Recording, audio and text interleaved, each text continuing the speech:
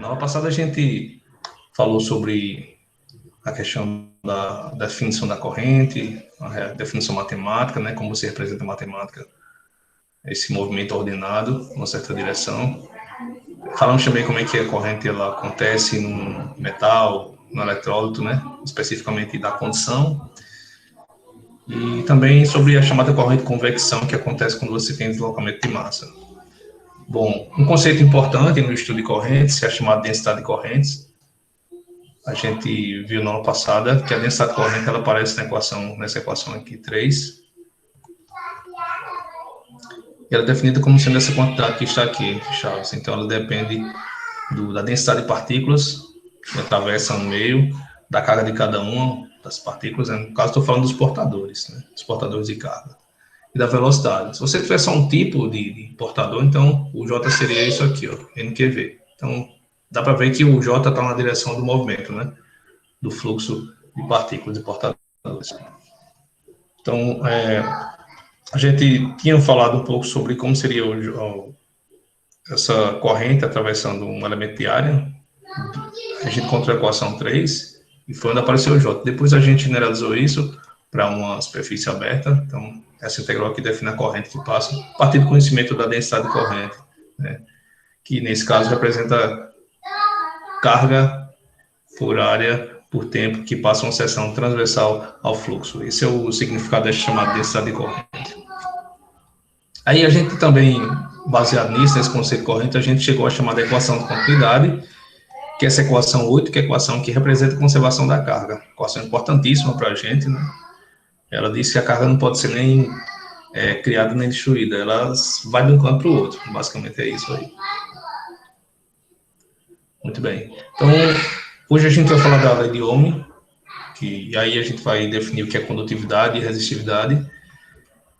E depois a gente vai falar sobre outros aspectos relativos ao estudo da corrente. Então, começando pela lei de Ohm, essa lei estabelece que a densidade de corrente no metal a uma temperatura constante, ela é linearmente proporcional ao campo elétrico, tá bom?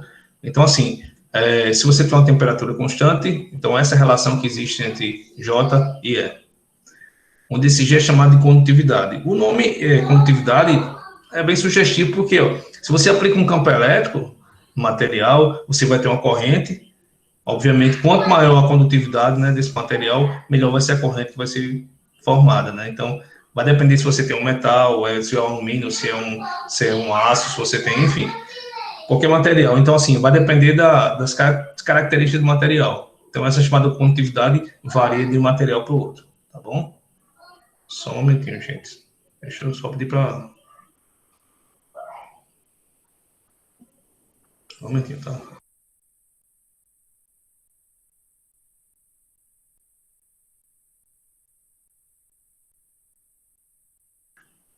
Bom, então, continuando aqui, estava atrapalhando meu raciocínio. Muito bem, então essa é a lei de Ohm, essa é a forma como a gente define a chamada lei de Ohm. Então, J proporcional a E. De forma geral, esse G que aparece aqui, que é chamado de condutividade, que eu falei que depende do material, né? É uma função do campo elétrico, tá bom? Depende do campo elétrico. Mas só que para alguns materiais, esse G é uma constante. E esses materiais, onde você tem G constante, é chamado de material linear. O meio é o meio linear ou único, tá ok? Então, assim, de forma geral, você tem uma dependência qualquer no campo, mas para alguns materiais específicos, esse G é uma constante. E esses materiais são aqueles que a gente vai estudar aqui, tá? Você tem uma relação simples entre esse J e o E. Muito bem. Então, a unidade dessa condutividade no sistema internacional vai ser 1 sobre Ohm metros. Como assim? Então, veja, o G, se você observar por essa equação, ele vai ter dimensão de densidade de corrente pelo campo elétrico.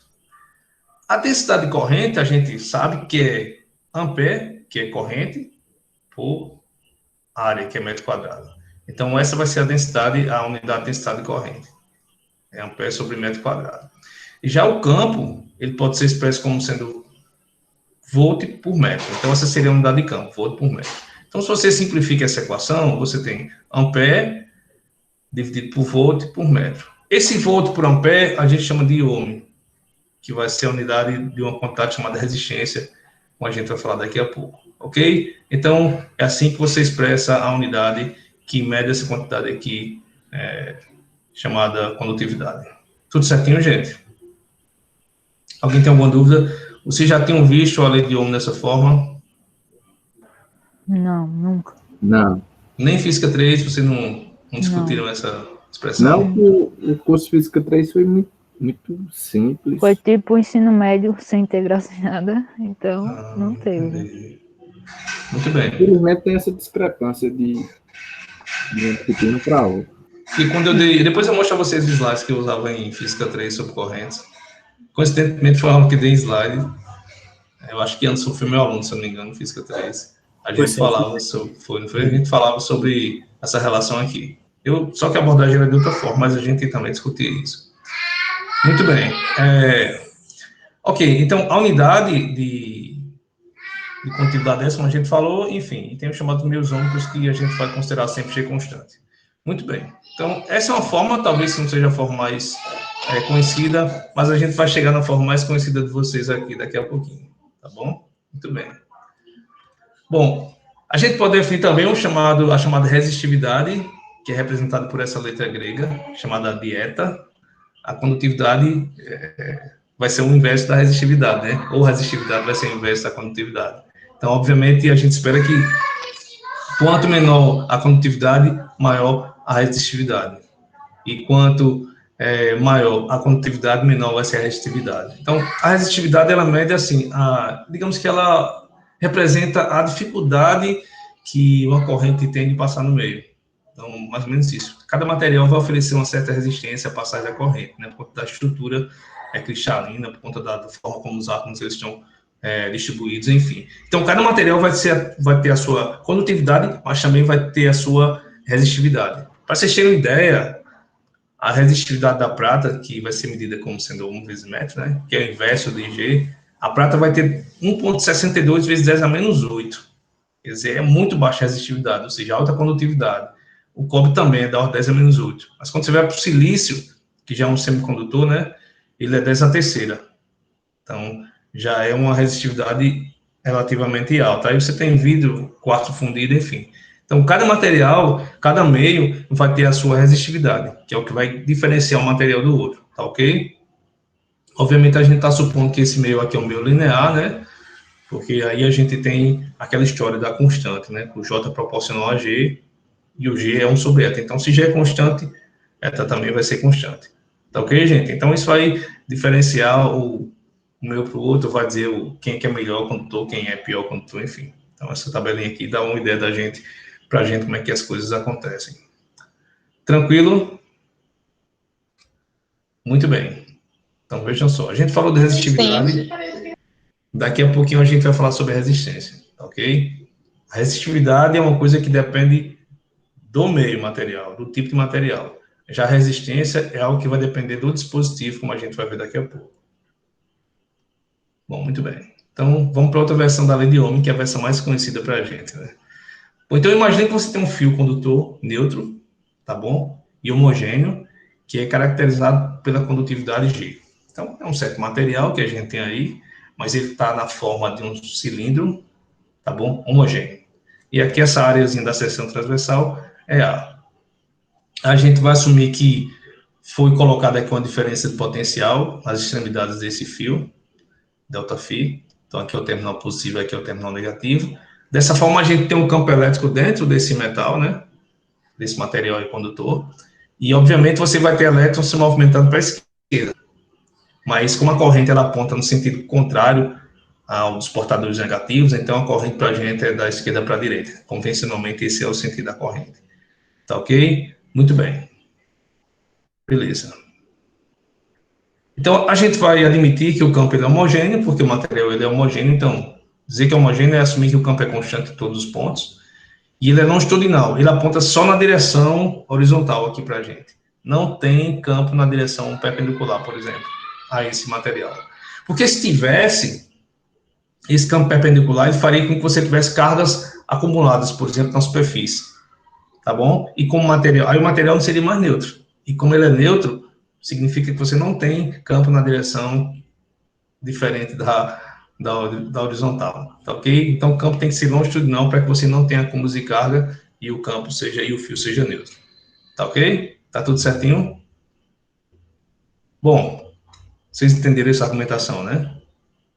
Sobre essa questão de ser homogêneo, porque o material é todo homogêneo, a distribuição da estrutura é toda uniforme, então o campo deve assumir o mesmo valor em todos os pontos. E deve ser longitudinal também, porque você não tem acúmulos de carga. Então, essa é a justificativa. Bom, muito bem. Então, a diferença de potencial, que vai ser φ mais menos φ menos, ou seja, potencial maior menos o menor potencial, vai ser menos a integral do terminal negativo até o terminal positivo de E escalada L. Isso aqui é um conceito de diferença de potencial, como a gente já viu. Tá ok? O fato é que se você leva em consideração isso que eu falei agora, você chega a essa expressão aqui. O ΔΦ vai ser EL. Tá bom? Deixa eu mostrar para vocês como é que isso funciona. Então, deixa eu vir para cá. A situação é a seguinte, eu vou pegar aqui e desenhar os terminais, né? Terminal positivo, terminal negativo. Então, suponho que aqui seja o terminal positivo e aqui o terminal negativo. Então, vou traçar uma linha aqui que um, que é o caminho, vai levar de um terminal para o outro. E esse comprimento é justamente o comprimento do condutor, né? Que é L.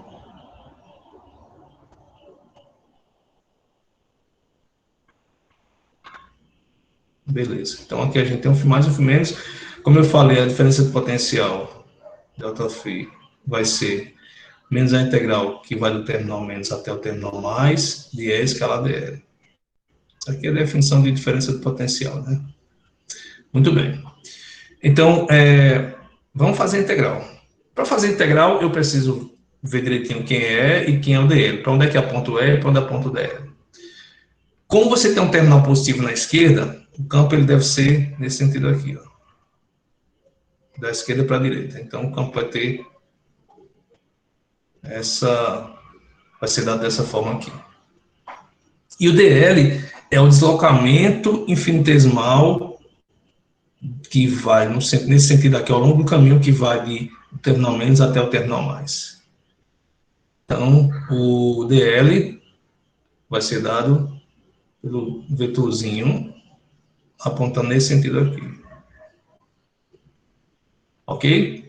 Muito bem. Levando isso em consideração, o produto de E escalada L vai dar simplesmente integral de E com dl. Quer dizer, seria negativo, porque os dois vetores aqui estão em sentidos contrários. Então, o produto escalar de E com dl vai dar simplesmente menos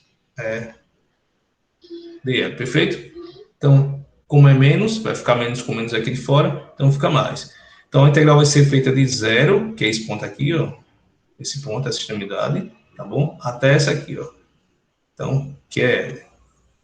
Então, aí você consegue concluir que o ΔΦ, que a diferença de potencial vai ser E vezes L. Perfeito? Tranquilo? Todo mundo entendeu? Acho que sim. Pronto. Então, no caso, esse sinal negativo da integral é justamente para poder ficar positivo. É um argumento matemático ou tem algum argumento físico? Vem da definição mesmo, vem do conceito mesmo de potencial. A forma de você escrever o potencial. Lembra que o campo elétrico é menos o gradiente e tal, vem daquilo lá. Que o campo elétrico é menos o gradiente, quando você faz a integral, aí vira o gradiente do potencial, fica a integral do ponto onde é zero até um certo R e a escala dl. Mas como a gente está pegando diferença de potencial, então, quando você manipular as duas expressões, potencial e continência, vai dar exatamente isso aqui. Sim. Mas vem da própria relação do campo elétrico com o potencial. Que também, esse sinal menos tem a ver com a questão... Desculpa, professor. Pode falar. Não, eu queria entender por que ficaram sentidos diferentes o campo e o dl, o elemento de área. Porque ficaram contrários, estão ficando menos aqui? Sim, porque ficaram em sentido diferentes, tá. O campo vai sempre do positivo para o negativo, né? O campo elétrico. Tá bom? E esse dl é nesse sentido, porque a integração vai de menos até mais. Vai desse terminal até esse aqui. Beleza. Entendeu? Por isso que ficou assim. Depois eu posso te mostrar melhor como é que chega na expressão, tá? Mas vem do próprio conceito de potencial, né? Da relação do campo com o potencial. Porque assim, você podia colocar menos ou mais, porque o fato do campo ser C menos o gradiente vem daqui, ó.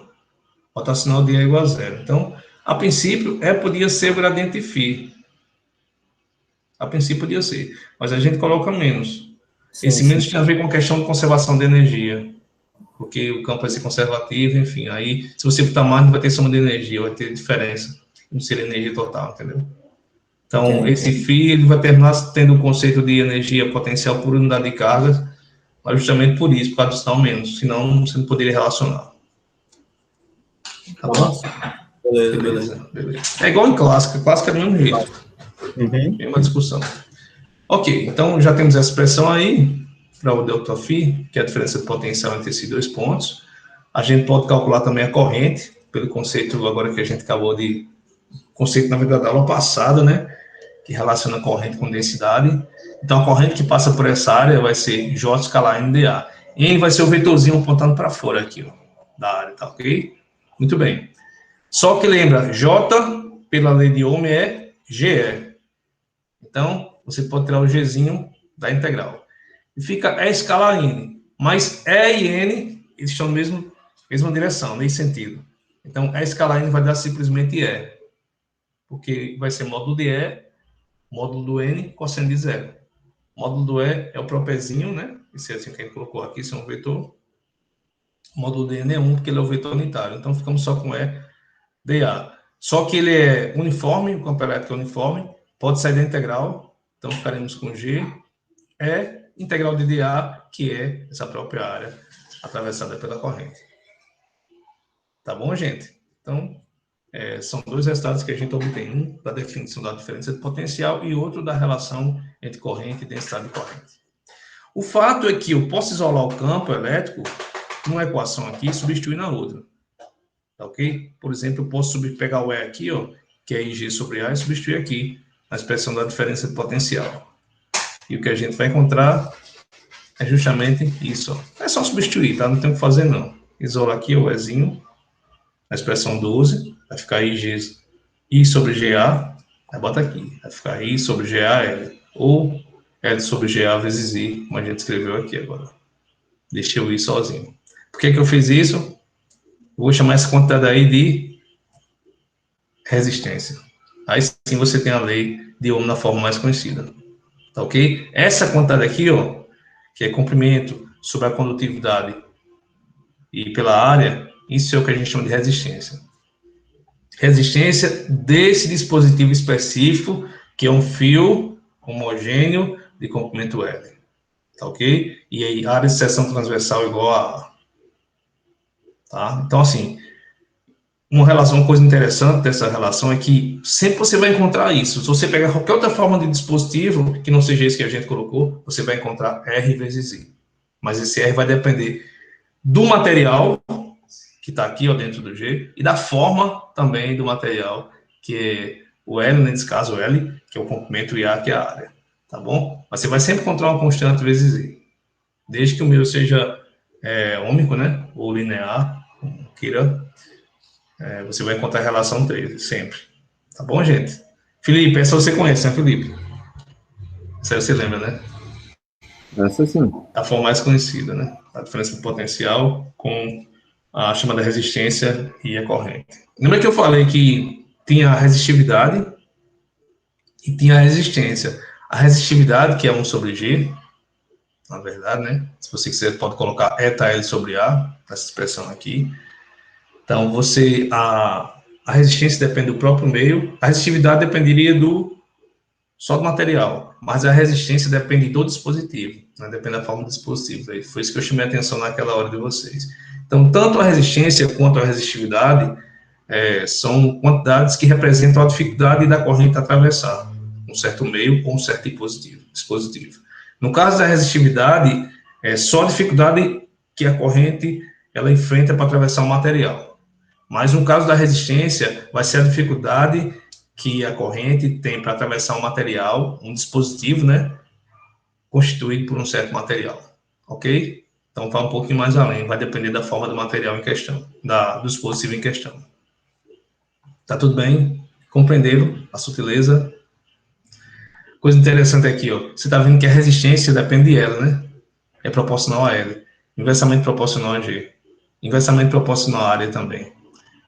Bom, no caso do L, né, se você tiver aumentar a distância para o mesmo ΔΦ, se você mantiver o ΔΦ fixo e aumentar essa distância, você vai aumentar a resistência. Por que isso? Bom, vai aumentar a dificuldade com que a corrente vai passar. Se você lembrar, ó, ΔΦ é vezes L. Se você aumentar o L e mantiver o ΔΦ fixo, necessariamente você vai ter que diminuir o campo elétrico. Então, mantendo o ΔΦ fixo, você aumentar a distância, você diminui a intensidade do campo elétrico ali dentro do material. Isso vai fazer com que o movimento dos elétrons, os elétrons que se movimentam ali dentro, tenham uma velocidade um pouco menor. Porque quando você reduz o campo, a velocidade que eles vão ter ali, que a corrente vai ter, né, os elétrons na corrente vão ter, vai ser um pouco menor e, consequentemente, você vai ter uma corrente menor. Tá bom? Você vai ter menos elétrons passando na área por unidade de tempo. Menos portadores passando na área, através da área por unidade de tempo. Tá claro? Tá claro para vocês isso? Então, mantendo o ΔΦ fixo, na hora que você aumenta a distância entre os dois pontos ali do fio, você, na verdade, o que é que faz? Você reduz a intensidade do campo ali dentro. Tá ok? Aí, reduzindo a intensidade do campo, o que é que vai acontecer? A velocidade dos portadores que constituem a corrente vai ser um pouco menor. Então, consequentemente, como você tem menos velocidade, né, os portadores se movimentam com velocidade um pouco menor, então a quantidade de cargas que vai atravessar a área num certo intervalo de tempo vai ser menor. Então, corrente menor. Tá ok, gente? Resistência maior, nem corrente menor. É o que acontece aqui também, né? A corrente vai ser menor, para a resistência ser maior, você manter o mesmo ΔΦ. Perfeito? Bom, se você mantiver o mesmo L, o mesmo G, e aumentar a área, você vai ter uma área maior, então vai ter mais elétrons passando, né? Os elétrons vão passar com mais facilidade, a resistência vai ser menor. Então, resistência menor, corrente maior para manter o ΔΦ fixo. Mesma coisa é o G. Se o material for um bom condutor, esse G aqui é grandão, né? Grandão. Então, ele grande faz com que a resistência seja menor. Então, assim, essa questão de condutividade ou resistividade tem a ver com a forma como o material é constituído, né? Se você tiver uma estrutura, por exemplo, de átomos próximos, muito próximos um do outro ali, os elétrons vão ter mais dificuldade de atravessar aquele material. Mas se você tiver os átomos um pouco mais espalhados, então o elétron consegue passar com maior facilidade. Então, é mais ou menos isso que vai diferenciar um material do outro e caracterizar uma condutividade maior ou menor. Então, condutividade grande, resistência pequena, então isso é meio que intuitivo, então você automaticamente vai ter uma corrente maior para garantir o mesmo ΔΦ. E a área, né, grande, como eu falei, você vai ter mesmo mais elétrons passando ali do que na situação da área pequenininha. Então, você vai ter uma resistência menor ao movimento, consequentemente, uma corrente maior. Tá tudo certo? Então, vamos imaginar o seguinte. Se eu quisesse aumentar a resistividade de alguma coisa que está passando a corrente, ao invés de eu colocar um objeto mais grosso do mesmo material, grosseiramente falando, eu teria que colocar ele mais fino, não é isso? Pode ser mais fino também ou mais longo. Ou mais longo, não é isso? Pode ser mais fino ou mais longo. Se você quiser o mesmo material, não quiser mudar... O mesmo material, isso. Se você, sei lá, está usando alumínio e não quer trocar de material, não quer botar cobre, quer usar alumínio mesmo, então o que é que você faz? Ou você aumenta o comprimento do material, que aí você vai ter uma resistência maior, ou você diminui a área. Entendeu? Isso você pode fazer. Tá bom? Isso pode acontecer. Obviamente, assim, se você botar outro material, mesmo material igualzinho ali, sei lá, você tem um fio de comprimento L, botar outro fio colado ali, você já vai aumentar a resistência, já. Sem trocar, mesmo formato, né? Mesmo formato. Você tem o mesmo material ali, só para aumentar o comprimento dele. Coloca um coladinho, solda um no outro, e já aumenta a resistência. Então, você solda um com área menor, enfim, do mesmo comprimento, mas com área menor, entendeu? Entendi. Enfim. Mas só o fato de você colar o outro, você vai duplicar, por exemplo, né? O comprimento já vai ter uma resistência 2 vezes maior, né? Do que você tinha antes.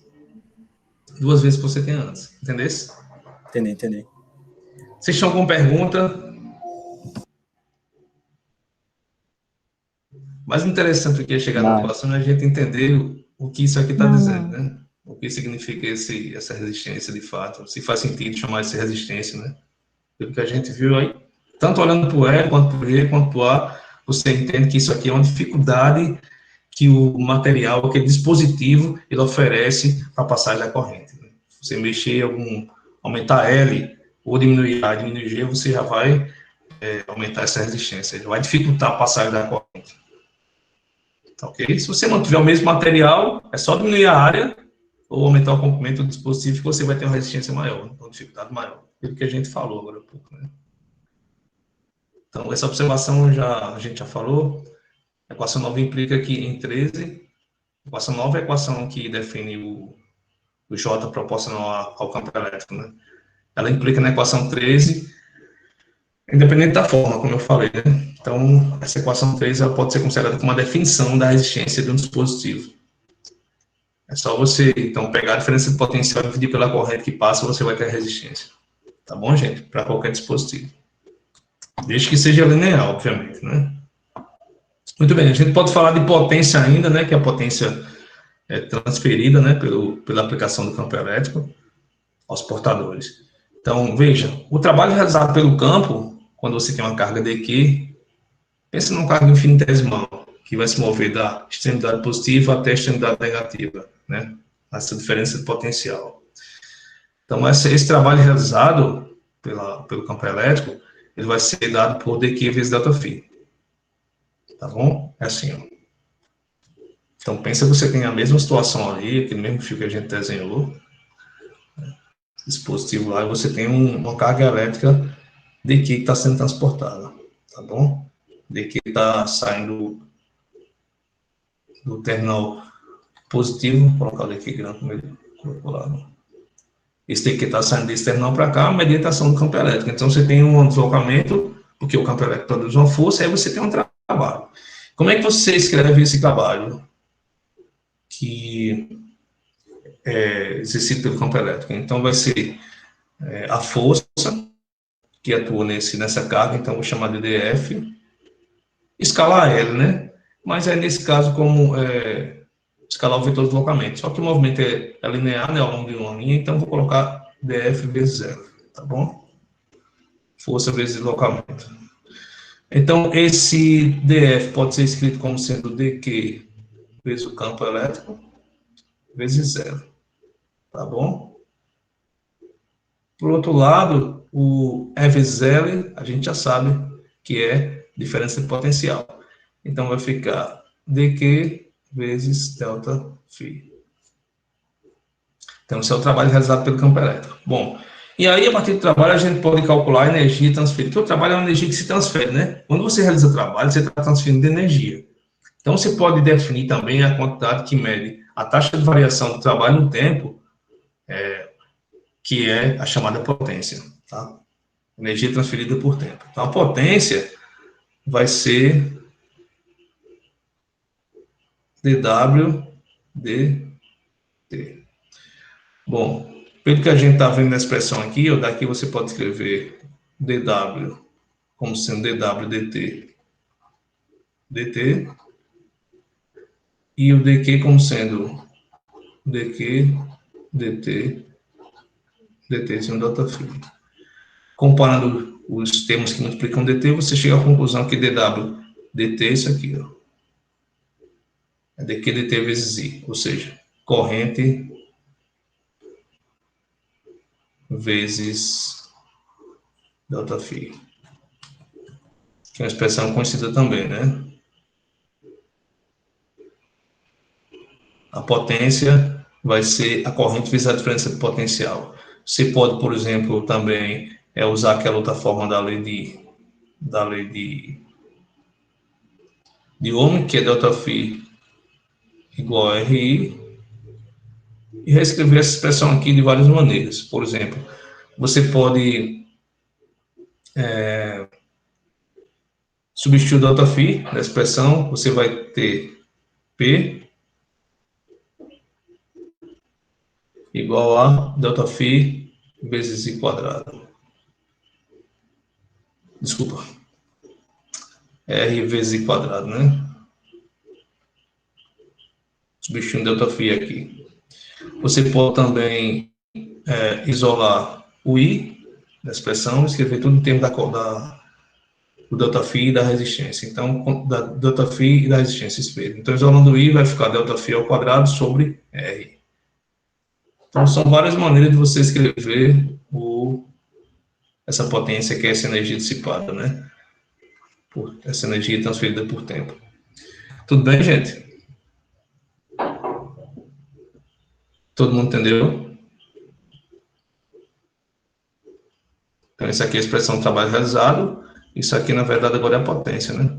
Que é a energia transferida por tempo. Muito bem. Então, você pode escrever a potência, que é isso que a gente acabou de falar, dessas 3 formas. E interessante que, baseado na expressão aqui, a gente pode entender o funcionamento de um chuveiro elétrico, a partir da expressão 14. Eu vou explicar daqui a pouquinho. Então, imagine que você mantém aqui o ΔΦ fixo. Quando você aumenta o R, você diminui a potência, né? Essa potência aqui é a potência que vai ser dissipada por efeito Joule, tá?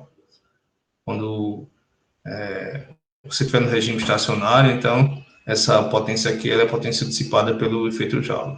De forma geral, essa potência, parte dessa potência, pelo menos, ela vai ser transferida em energia térmica, para energia térmica, né? Você vai perder energia na forma de energia térmica. Então, significa o seguinte, que quando você tem uma corrente passando num fio, você tem um aquecimento, né? Como a gente sabe. Então, você tem uma perda de energia exatamente pelo efeito Joule, que tem a ver com isso aqui.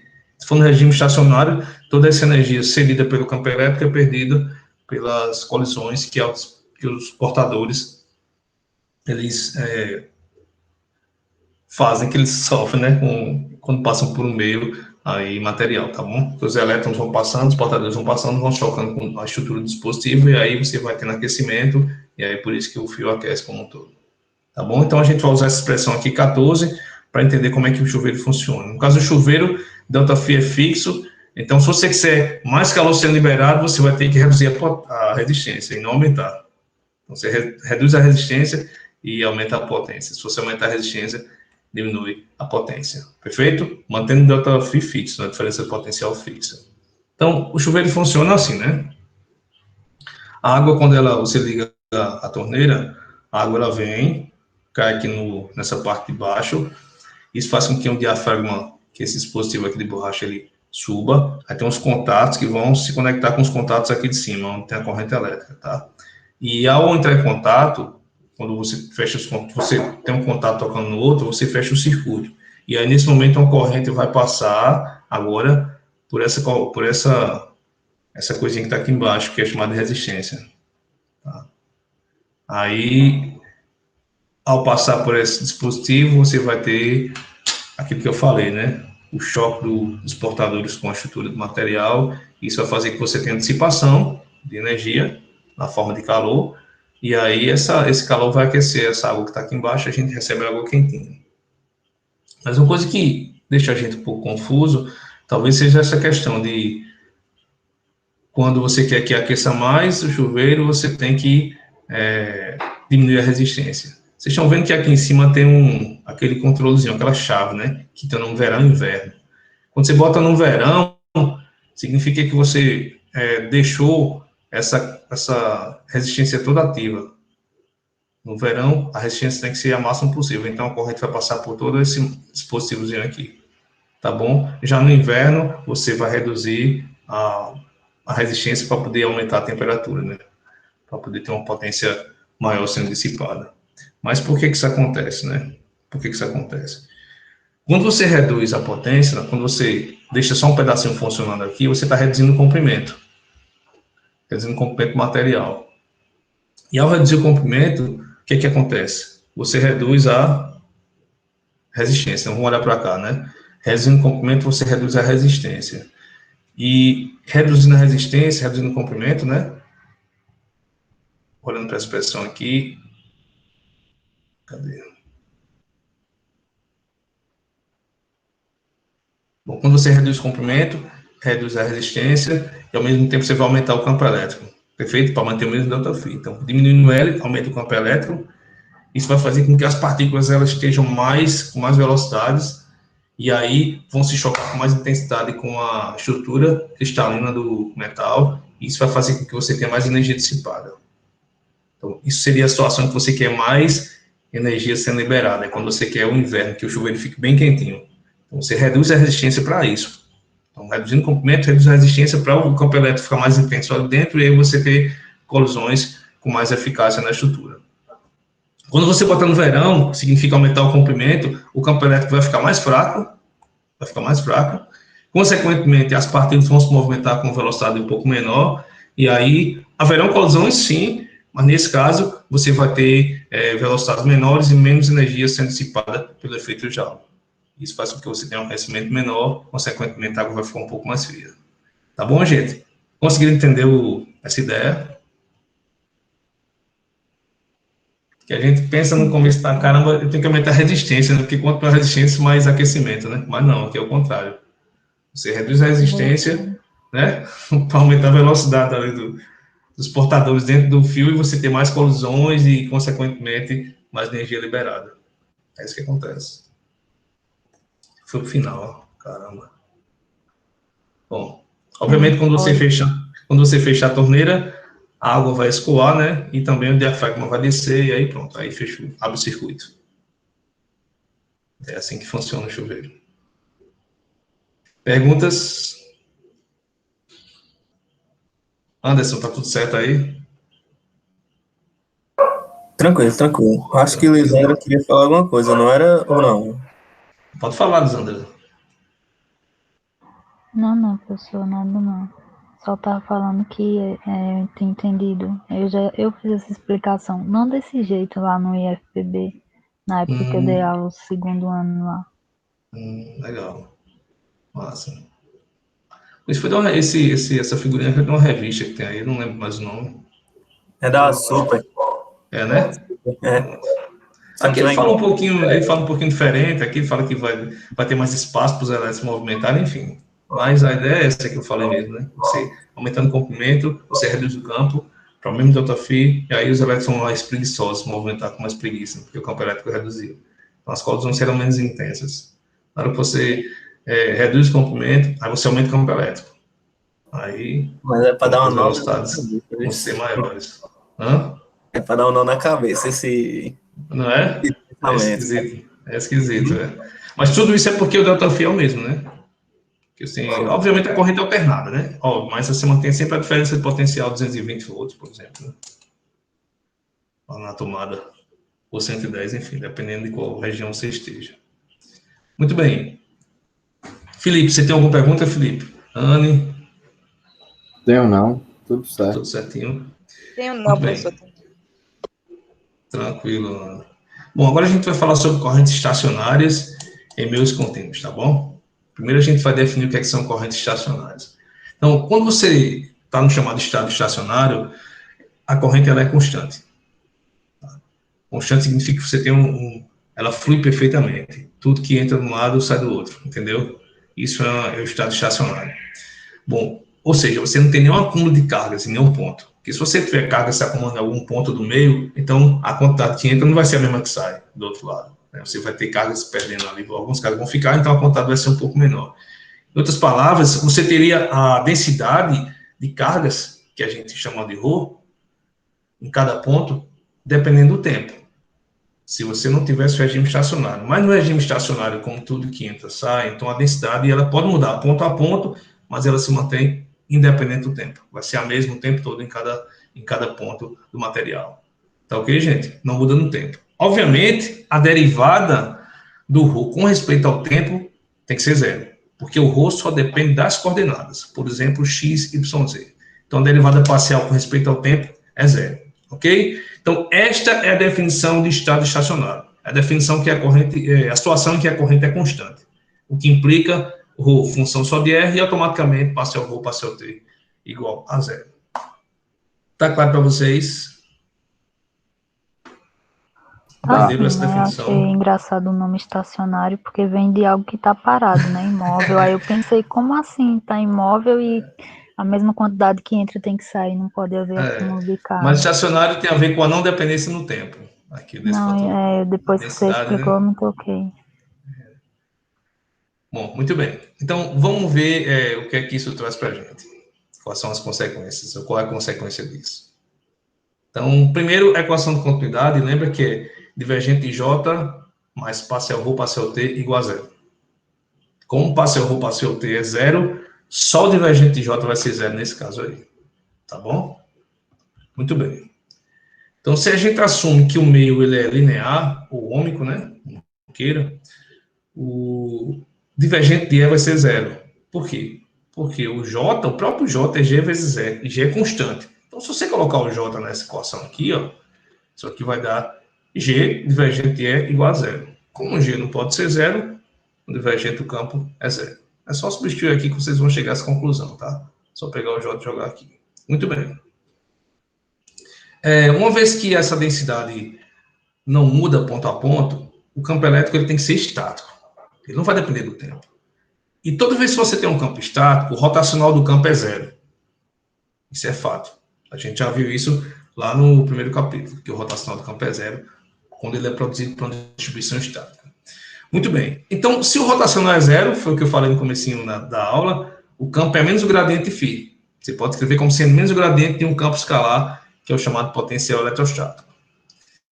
E aí, ó, ao substituir esse gradiente de φ menos o gradiente de φ aqui no campo elétrico, você fica com isso, automaticamente você vai ter divergente do gradiente, que é o laplaciano. Então, a gente chegou nessa expressão aí, que o potencial que vai gerar o campo, consequentemente, a corrente, ou a densidade corrente, como queiram, ele é obtido a partir da solução da equação de Laplace. Tal como a gente vinha fazendo antes, lá no caso do meio do vácuo, quando a gente tratou o campo elétrico no vácuo, e do campo elétrico no meio dielétrico. Então, o que é que vai mudar dessa situação para as outras duas que a gente tratou? As condições de contorno. Mas o procedimento é exatamente o mesmo.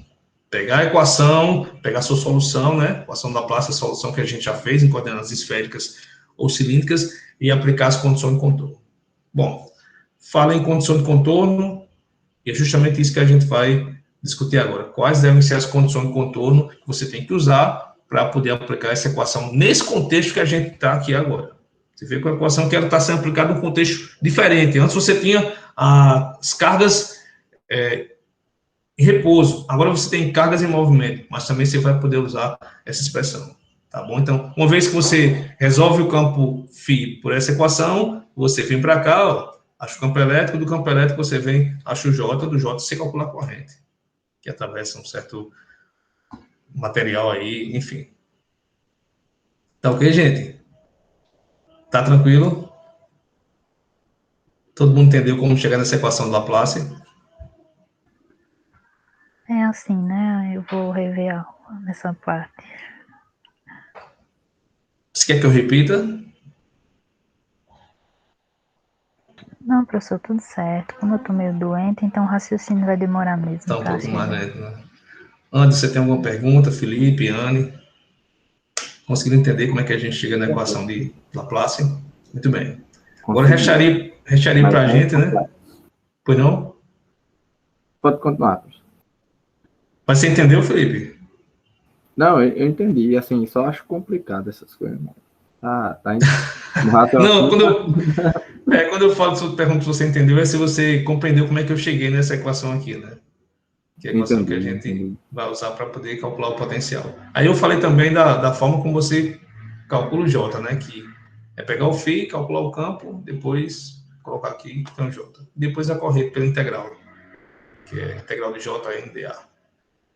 Muito bem. Então, a forma de você chegar a essas condições de contorno, ela é semelhante ao que a gente vinha fazendo antes. Primeiro a gente considera, por exemplo, uma caixinha aqui de altura desprezível, uma área ΔS, enfim, nas tampas, né? E usa, então, o fato que o divergente de J é igual a zero. Aí eu integro o divergente de J no volume, uso o teorema da divergência, tal, no final concluo isso aqui. Eu não fiz aqui porque a gente já fez algo semelhante. Então, se você quiser deduzir essa expressão, é só seguir o procedimento que a gente fez na nossa, acho que uns 3 horas atrás, quando a gente discutiu as condições de contorno do material dielétrico. Então, o procedimento ele é idêntico ao que a gente fez lá. Depois você considera, por exemplo, um circuito, né? Um circuito, por exemplo, quadradinho, que ele começa de um lado do material e faz a curvinha embaixo e volta para o mesmo ponto A. Né? Então, é como se tivesse um meio aqui, você tem um aramezinho colocado perpendicularmente à superfície. Bom, e aí a gente segue o mesmo procedimento que foi feito lá no caso do material dielétrico também, usando o fato que o rotacional é zero, você integra na superfície, essa superfície aqui, ó, aberta, aí usa o teorema de Stokes, né, que é transformar isso numa integral de contorno, e conclui que a relação das componentes tangenciais do campo elétrico no meio 1 e 2 é exatamente essa aqui. E aqui é relação para as componentes normais, né? Então, G1 é 1N, igual a G2 é 2N. G1 seria a condutividade do meio 1, e G2 é a condutividade do meio 2. Isso aqui a gente está falando quando você tem a corrente passando do meio para o outro. Mais ou menos aquilo antes que tu estava falando agora há pouco, você tem dois materiais, né, diferentes, e você tem a corrente passando do meio para o outro. Então, a gente quer saber como é que seria a corrente do meio 1 e a corrente do meio 2, por exemplo. Entendeu? Então, assim, para você achar o potencial e depois achar tudo aquilo que a gente falou, né, o campo, depois o J, depois o I, você vai usar essas condições aqui, ó, nessa fronteira, nessa região que divide os dois materiais. Então, vai ser G1, é um normal, mais G2, C2 normal. Parecido com o que a gente fez antes já. E aqui é a relação para as componentes tangenciais. Então, essas são as nossas condições de contorno que devem ser satisfeitas aí, que vão nos permitir descobrir quem é o φ, tá bom? A solução da equação da Laplace. Então, foi isso que eu falei, o procedimento é o mesmo, a única coisa que você tem que fazer é encaixar, comparar aquilo lá, de forma que ele possa satisfazer as condições de contorno. Né? Pegar as condições de contorno e fazer aquela solução satisfazer tais condições. Dúvidas?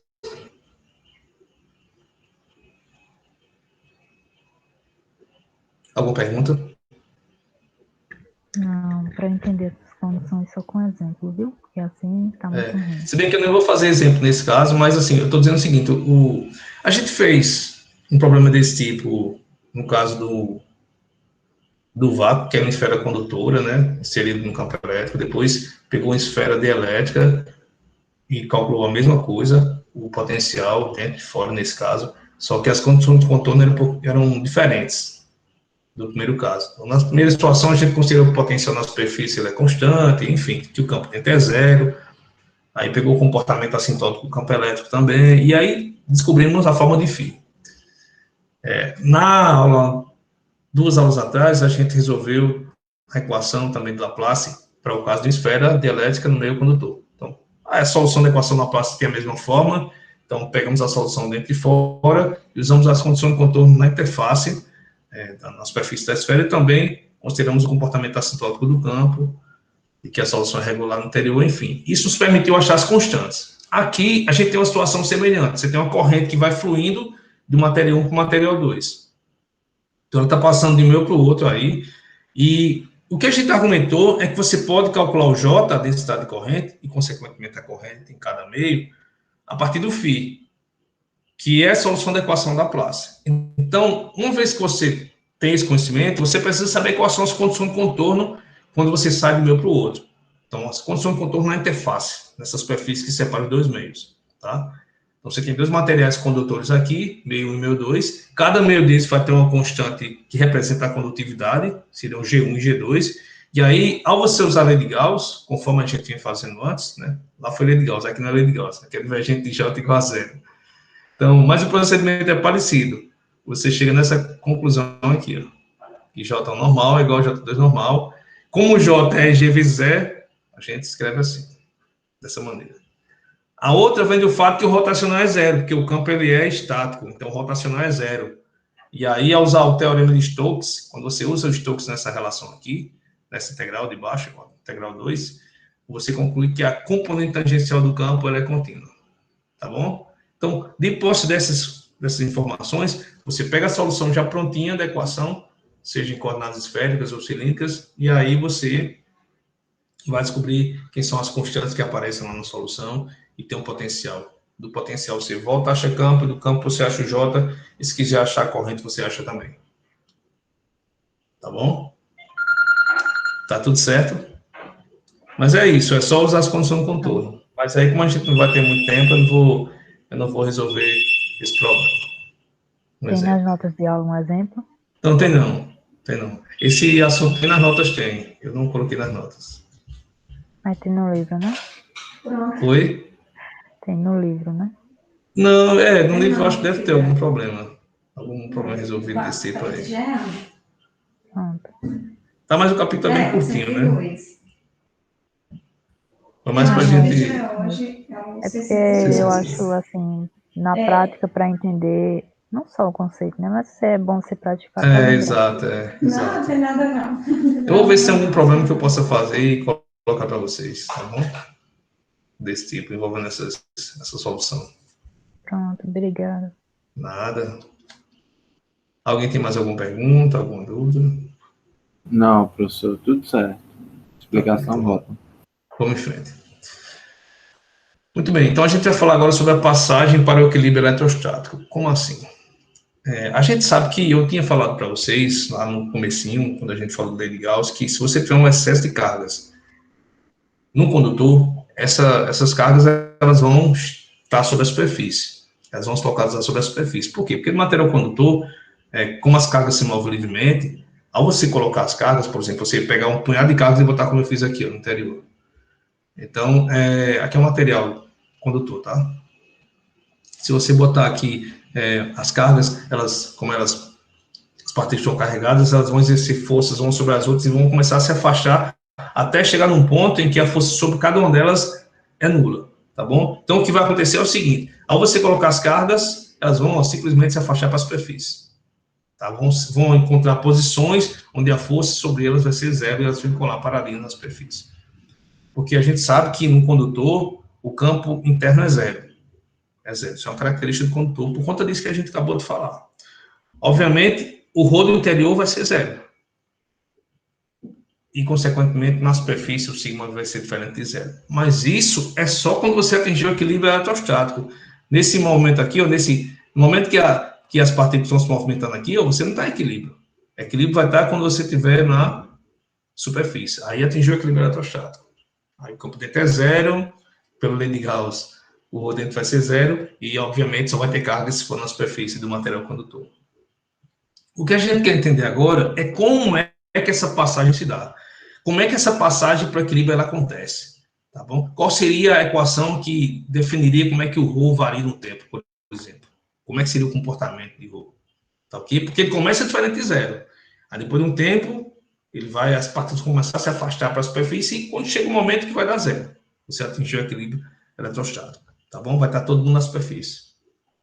Então, isso é o que a gente quer entender agora. Muito bem. Então, a gente vai considerar que você tem um meio linear, que esse meio ele tem como característica as constantes G e E. G é a condutividade, epsilon, e epsilon é a chamada permissividade do meio, né? Que vai depender de cada meio também. Essa discussão vem do capítulo anterior. E que esse meio ele tem uma densidade volumétrica de cargas inicial, né? Que é dado por x, y, z. Então, no instante t igual a zero, a densidade, a gente colocou uma densidade ali no material. Então, no instante t igual a zero, essa densidade vai ser um ρ zero de x, y, z. A gente quer saber qual é o comportamento como é que essa densidade ela muda no tempo. Tá bom? Bom, então, se você utilizar a lei de Ohm na equação de continuidade, o que é que vai acontecer? A equação de continuidade é divergente de J mais parcial ρ parcial t igual a zero. O que é que diz a lei de Ohm? A lei de Ohm diz que J é proporcional a E se o meio for um meio único ou um meio linear, né, como queira. Então, você vai ter no lugar de J, G vezes zero.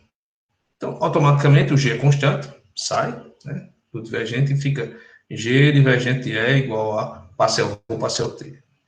Mas o divergente de E tem a ver com a densidade. Lei de Gauss fala que divergente E é igual a ρ sobre epsilon. Então, se você pegar aqui no lugar de divergente de E e colocar ρ sobre epsilon, onde epsilon é constante, você cai nessa equação aqui. Equação diferencial parcial com relação ao tempo. Tem que ser parcial mesmo aqui, não tem como se trocar essa derivada para o total, porque o ρ depende das coordenadas e do tempo. Perfeito? E qual seria a solução dessa equação? Essa aqui, ó, dada pela equação 17. O ρ, eu vou demonstrar para vocês, tá? Daqui a pouquinho. Então, vê que o ρ ele vai ser a densidade inicial vezes a exponencial de menos gt sobre epsilon. Então, depende do tempo através do exponencial. Significa que, rapidamente, o equilíbrio vai acontecer. Agora, tudo isso vai depender, né? Rapidamente, essa densidade vai ser zero. Tudo isso vai depender da relação de G com epsilon. Tá bom? A depender do valor de G com epsilon, você vai ter aí um decaimento rápido ou um pouco mais lento, tá? Se você tiver, por exemplo, eu posso escrever assim, ó. Deixa eu resolver para vocês a equação. Então, é parcial ρ, t igual a G sobre epsilon ρ.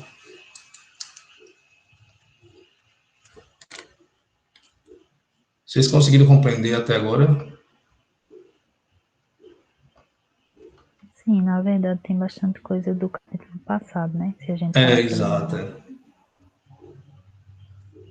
Mais ou menos. Mais. G sobre epsilon ρ. G constante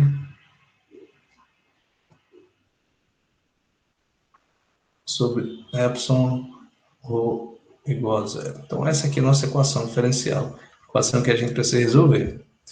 Bom, é uma equação diferencial parcial, então o chute que a gente vai dar aqui é que o ρ, nosso ρ aqui, ó, que esse ρ que depende de R e de T, ou seja, depende das coordenadas e do tempo, vai ser um ρ de R, tá bom? Vezes uma função do tempo, sei lá, uma função aqui f de T. Então, esse é o chute que a gente vai dar. Fazer uma chamada separação de variáveis na nossa equação.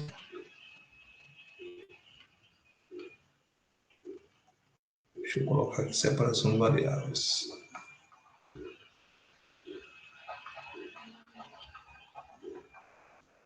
Uma coisa que a gente sabe é que no instante inicial, em t igual a zero, né? T igual a zero, a gente tem o de R, T igual a um ρ zero.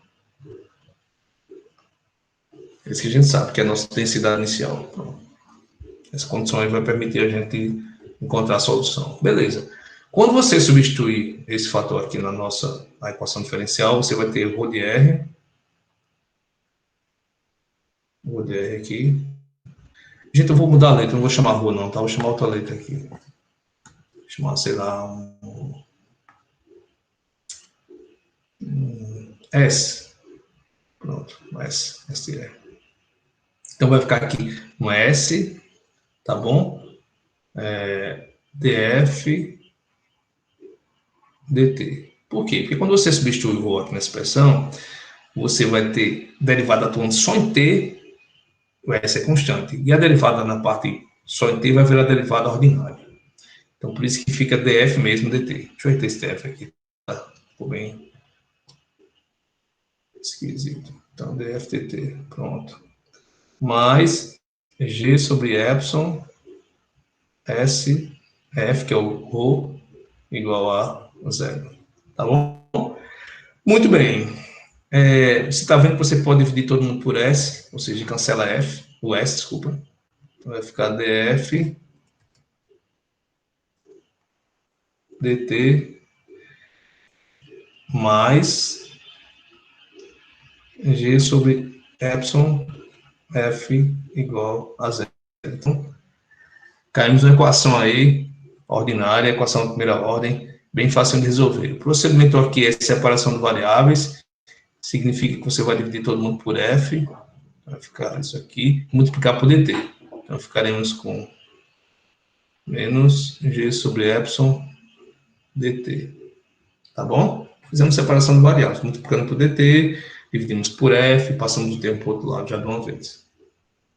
Agora a gente pode integrar essa equação aí, tá bom? O que é que vai acontecer? Ficaremos com integral de 1 sobre f, 1 sobre f df, igual a menos g sobre epsilon que é uma constante integral de dt. Então, aqui a gente vai ficar com ln de f, tá bom? Que mais? Igual a menos g sobre epsilon, t, mais uma constante. Essa constante eu vou chamar de ln de a. Já que é constante, eu posso chamar de qualquer coisa. Então, vou chamar de ln de a, só para juntar esses dois ln's aqui, tá? Não tem nenhum problema, não. Ok. Então, aqui ficamos com ln de f sobre a, porque vai ficar ln de f menos ln de a, que é o ln do quociente, igual a menos g sobre epsilon t. A gente pode aplicar a exponencial dos dois lados, então ficaremos com f, que é o f de r, né? Desculpa, f de t, foi mal. F de t igual a exponencial de menos gt sobre epsilon.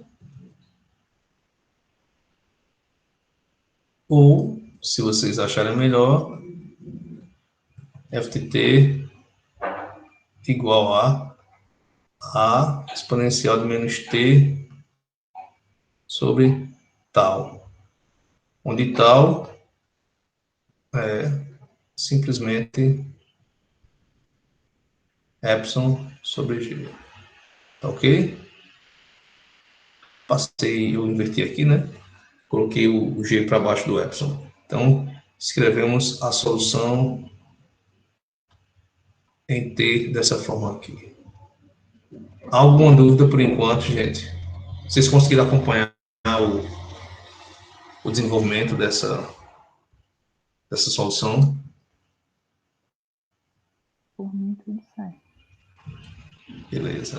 Muito bem, agora a gente vai montar a solução geral, a solução de fato da equação, que é o ρ de interno, e procura ρ de RT.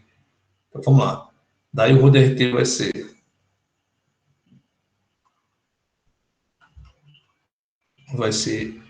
a constante vezes o S, tá bom? Se vocês não se incomodarem, eu vou embutir a constante dentro da função S, que está aqui. Então vai ficar, vou só escrever S mesmo. Se acharem ruim, eu chamo de S' ou mudo de letra, tá bom? Mas é a mesma coisa. Então, posso embutir a constante na função S. Então, ficamos isso exponencial de menos t sobre tal.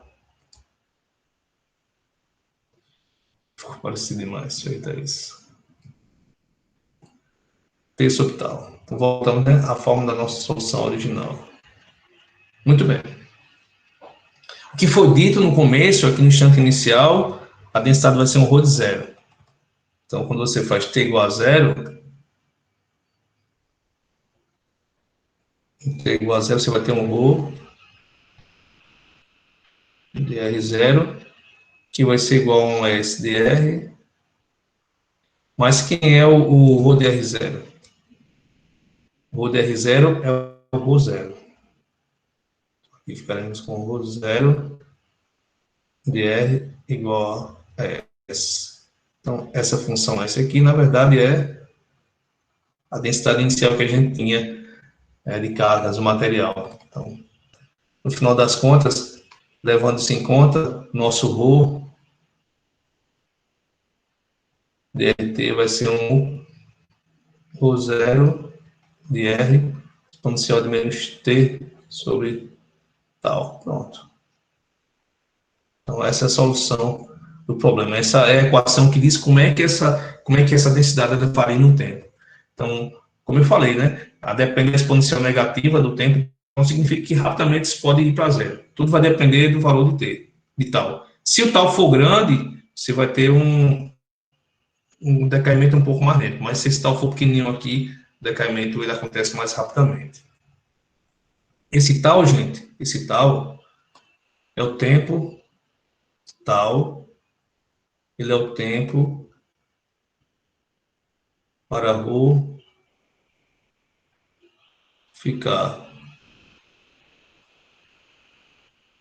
1 sobre E do valor inicial.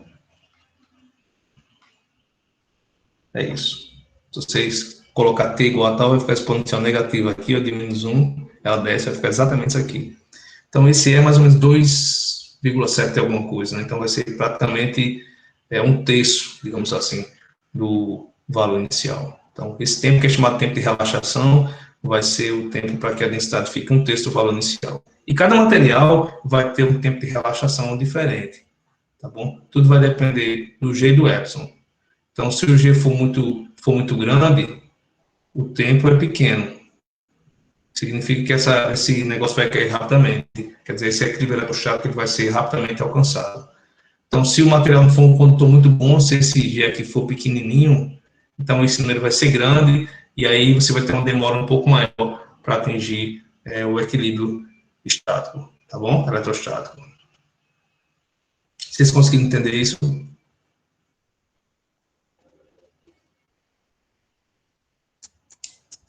Tudo bem, tudo certo. Eu coloquei um gráfico aqui, entendeu, Lisandro? Antes, tem alguma pergunta, Anderson? Não. A pergunta que eu ia ter, que eu teria, seria justamente como seria, se comportar num gráfico, mas acho que você vai colocar agora. O gráfico. Aqui eu coloquei o gráfico para alguns valores de T, que eu chamei de TC aqui, não sei porquê. Bom, mas está a definição aqui, ó, tá vendo? 1 sobre E do seu valor original. Então, veja que esse vermelhinho aqui é TC igual a 1, o segundo é 1,5 e o terceiro 2. Está vendo que o decaimento aqui é mais rápido, Anderson? Ele vai mais rápido para zero, tá vendo? Do que a curvinha azul, que demora um pouco mais. Então, esse tempo estabelece essa rapidez com que o equilíbrio eletrostático ele é atingido. E tudo vai depender do meio, né? Ó, tá vendo aqui? Eu escrevi em termos da resistividade.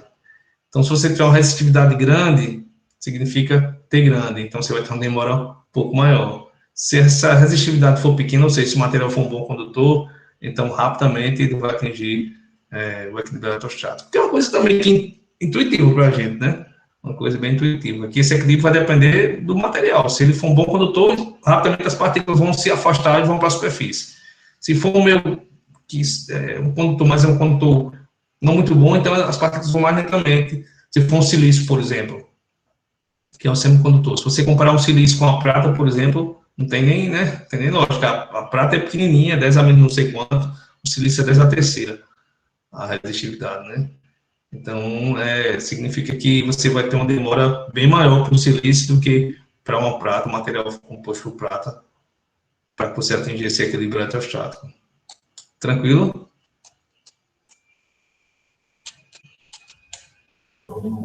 Tranquilo. Beleza. Todo mundo entendeu o gráfico? Esse aqui é o gráfico da exponencial negativa, né? Esse gráfico aqui. Na verdade, eu coloquei o gráfico de rho sobre rho zero, né? Para ficar uma coisa dimensional, né? Uma coisa mais, enfim, mais certinha, porque para ficar um gráfico de uma quantidade dimensional em função de outra dimensional também.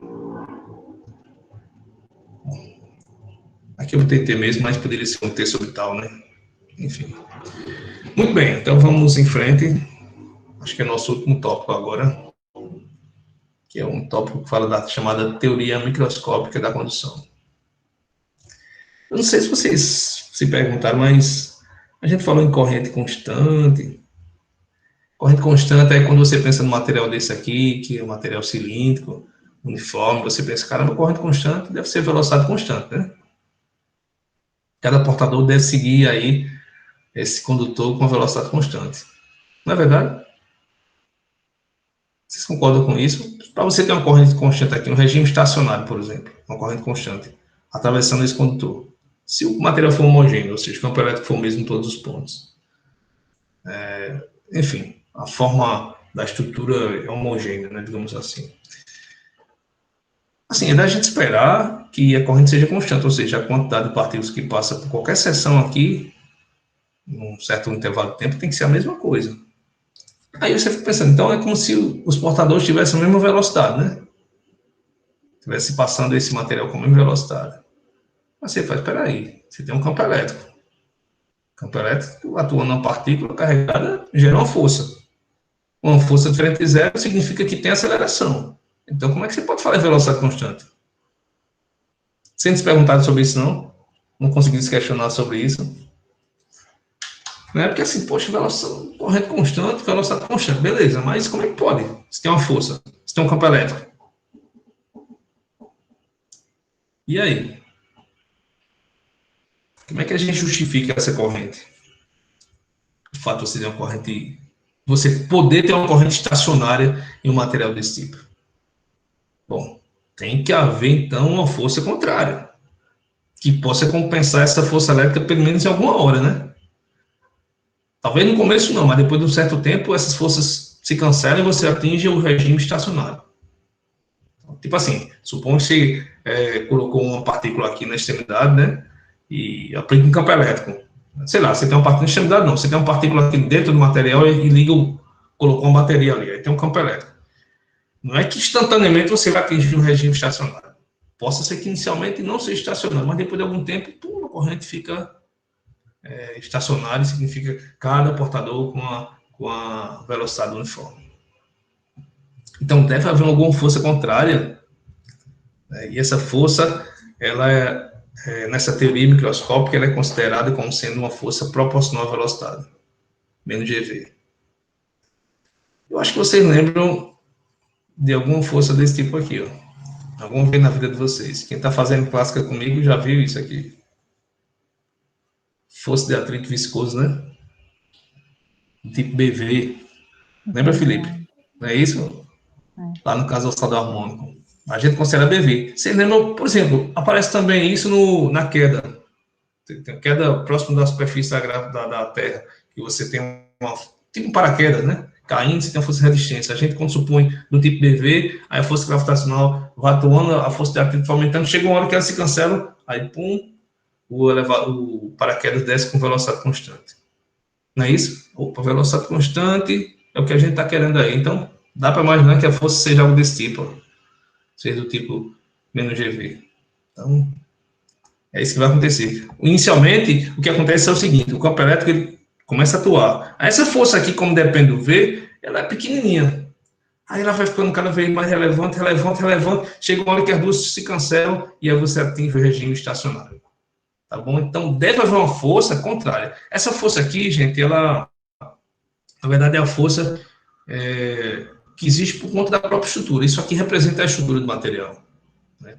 Os átomos que estão aqui presos à estrutura do material, né? A rede cristalina do material, tá bom? Então, essa dificuldade que esses objetos oferecem, que as partículas oferecem ao movimento dos portadores, a gente representa por essa força aí. Então, esse é um modelo que tenta representar o que acontece.